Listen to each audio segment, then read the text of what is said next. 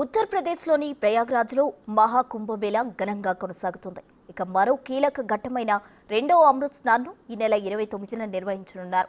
మౌని అమావాస్య రోజున జరిగే ఈ పవిత్ర క్రతువులో సుమారు 10 కోట్ల మంది భక్తులు పాల్గొంటారని అంచనా వేస్తున్నారు. 144 ఏళ్ల తర్వాత గ్రహాల అరుదైన కలయిక ఏర్పడనున్న తరుణంలో భారీగా భక్తులు హాజరు కానున్నారు. ఈ క్రమంలోనే ఆ రోజున అమృత్ స్నాన్కు తరలిరానున్న 13 లక్షల ఆడాలు తమకు కేటాయించిన సమయంలోనే త్రివేణి సంగమంలో స్నానమాచరించాలని ఏబీఏపీ సూచించింది. దీంతో ఇతర భక్తులకు అసౌకర్యం కలగదని స్పష్టం చేసింది. భక్తులు ఒకచోటే గుమికూడకుండా మొత్తం స్థలాన్ని వినియోగించుకోవాలని కోరింది.